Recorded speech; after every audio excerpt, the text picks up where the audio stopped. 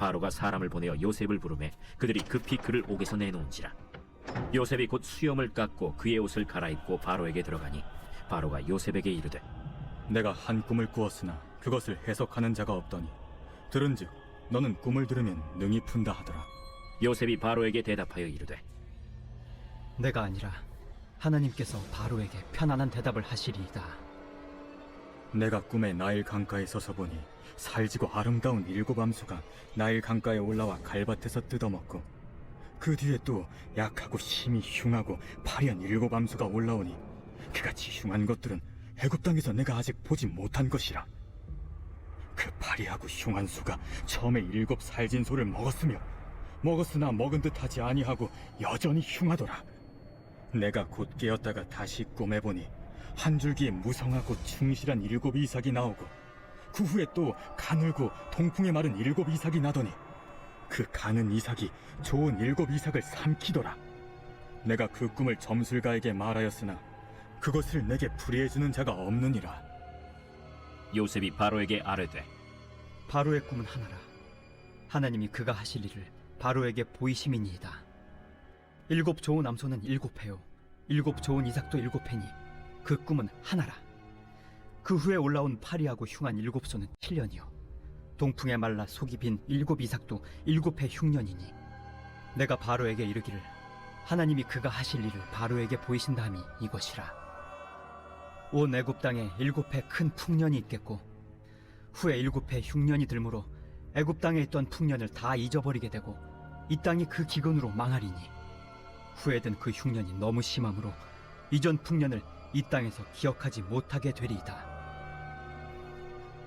바로께서 꿈을 2번 겹쳐 꾸신 것은 하나님이 이 일을 정하셨음이라.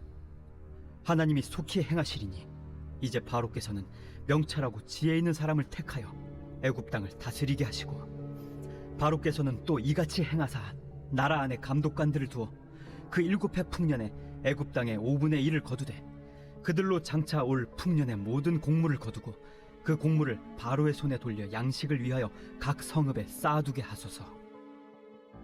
이와 같이 그 곡물을 이 땅에 저장하여 애굽 땅에 임할 7회 흉년에 대비하시면 땅이 이 흉년으로 말미암아 망하지 아니하리이다.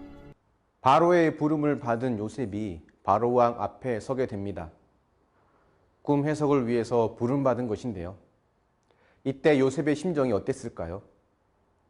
술 관원장이 자신을 잊어버리는 바람에 감옥에서 2년을 더 보내게 된 것이 억울했을까요? 만약 요셉이 2년 전에 술 관원장에 의해서 감옥을 나왔다면 어떻게 되었을까요? 아마 다시 보디발의 집에 노예로 들어갔을 겁니다. 특별히 운이 좋았다면 고향으로 돌아갔을 수도 있겠죠. 만약 그랬다면 요셉이 감옥에서 보낸 이야기는 그 한 사람의 석방 이야기로밖에 되지 않습니다. 하지만 요셉의 이야기는 그것으로 끝나지 않죠. 감옥에서 기다리고 인내한 결과 이제 바로왕 앞에 서게 됩니다. 사실 요셉이 바로왕 앞에 서 있는 것 자체가 말이 안 되는 겁니다. 요셉은 외국에서 데려온 노예이잖아요. 게다가 누명이긴 하지만 강간미수범으로 투옥 중에 있었습니다. 요셉이 누명을 썼다는 것은 요셉 말고는 누구도 알아주지 않는 것입니다. 그래서 강간미수범인 외국인 노예가 바로왕과 함께 서 있는 장면, 사실 일반적으로 있을 수 없는 그림이죠. 바로는 자신의 꿈을 요셉에게 설명해 주고는 요셉의 해석을 기다립니다. 요셉은 하나님께서 바로에게 편안한 대답을 하실 거라고 하면서 담담히 꿈을 해석해 줍니다. 이런 상황을 보면 누가 이 상황을 주도하고 있고 누가 더 권위가 있어 보입니까? 요셉이죠. 바로 이 모습이 성도에게 주신 하나님의 권세입니다. 예수 그리스도 그분의 아들을 믿는 자, 곧 그 이름을 믿는 자에게는 하나님의 자녀가 되는 권세를 주셨다라고 합니다. 권세는 눈에 보이진 않지만 하나님이 함께 하신다는 증거입니다. 39장 3절을 보면 보디발이 노예에 불과한 요셉을 보면서 하나님이 그와 함께 하심을 보았다고 합니다. 이게 말이 될까요? 바로 왕의 경호를 책임지는 고위직에 있는 보디발, 날아다니는 새를 떨어뜨릴 만한 권세를 가진 그 보디발이 한낱 노예에 불과한 요셉을 보며 저 요셉에게는 뭔가 특별한 것이 있다는 것을 본 겁니다. 나에게는 없는 것, 다른 노예들에게는 없는 것을 요셉은 가지고 있다는 거죠. 눈에 보이진 않지만 그에게는 하나님께서 주신 권세가 있기 때문에 다른 사람들 눈에도 달라 보였던 겁니다. 예배를 드린다고 해서, 종교란에 기독교라고 적는다고 해서 다 이런 권세가 주어질까요? 그렇지 않습니다. 교회가 세상에 손가락질을 받는 요즘 같은 시대에 교회의 권세, 성도의 권세, 그 이름을 믿는 자에게 주시는 권세는 어디로 간 것일까요? 이 권세는 예수의 이름을 믿음으로 시험을 통과한 자에게 주어지는 것입니다. 영적 전쟁을 통과하여 순결하게 서는 자에게 예수의 이름에 걸맞는 권세가 주어지는 것입니다. 많은 교회와 성도가 예수의 이름을 믿는다고는 하지만 세상의 유혹과 시험에 무너지고 타협하는 경우가 매우 많습니다. 그래서 믿지 않는 자들과 구별된 점이 거의 보이지 않을 뿐더러 오히려 세상이 교회를 걱정하기도 합니다. 이런 상황 속에서 우리에게 권세가 과연 있을까요? 요셉에게 주어진 이 권세, 하나님의 자녀에게 주는 권세가 여러분에게 있습니까? 믿지 않는 가족, 자녀, 친지, 이웃들에게 예수를 믿는 사람으로서의 권세를 보여주고 있습니까? 오히려 그들의 재물과 스펙에 주눅들지는 않았습니까? 예수의 이름이 내게 능력이 될 때 그 이름이 주는 권세가 있다는 것을 기억하시기 바랍니다. 그런데 하나님은 왜 요셉을 굳이 애굽 왕 앞에 세워서 꿈을 해석하게 하셨을까요? 이걸 계기로 요셉이 총리가 되는데 왜 총리로 세우셨을까요?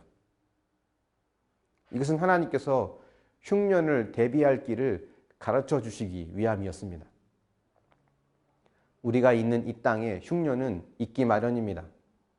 하나님께서 흉년을 아예 처음부터 막아주시지는 않는 것 같습니다. 우리의 삶에는 흉년의 사건이 늘 있기 마련이죠. 근데 하나님은 흉년을 때로는 막지 않고 우리에게 허용하시지만 동시에 흉년을 대비할 수 있는 길을 주십니다. 요셉만 사랑하셨다면 하나님은 요셉만 감옥에서 꺼내주시면 됩니다. 굳이 총리까지 세우실 필요는 없으셨죠. 하지만 하나님의 마음은 요셉 한 사람에게만 있는 것은 아니었습니다. 요나서에 나오는 니느웨 성의 좌우를 분별하지 못하는 자 12만 명과 수많은 가축을 아끼시는 하나님의 마음으로 애굽과 그 주변의 사람들과 가축을 살리시려는 하나님의 마음이 있는 것입니다. 저와 여러분이 이 거룩과 인내의 시험을 잘 통과하여 하나님의 뜻대로 생명을 살리는 일에 요셉과 같이 쓰임받을 수 있기를 축원합니다. 묵상해 보십시오. 성도로서의 권세가 직장과 가정에서 나타나고 있습니까? 하나님은 이처럼 흉년을 대비할 길을 주시는데 여러분의 인생에는 어떤 흉년이 있었습니까? 그 흉년을 어떻게 대비하고 있습니까? 기도하겠습니다. 사랑의 하나님, 우리에게 예수님의 권세가 있음을 믿습니다. 하나님의 자녀로서의 권세가 있음을 믿습니다. 하지만 세상은 교회를 너무 비난하고 조롱하고 손가락질하는 가운데 있습니다. 우리가 잃어버린 이 권세를 다시 회복할 수 있도록 인도하여 주시옵소서. 명목상인 이름뿐인 그리스도인이 아니라 예수의 능력을 나타내고 삶에서 그리스도인을 나타낼 수 있는 진정한 권세 있는 자가 될 수 있도록 하나님 인도하여 주시옵소서. 또한 이 땅에 흉년이 있을 수밖에 없는데 하나님, 우리 인생에 찾아오는 그 흉년의 사건을 하나님의 뜻을 따라 잘 대비할 수 있도록 인도하여 주시길 원합니다.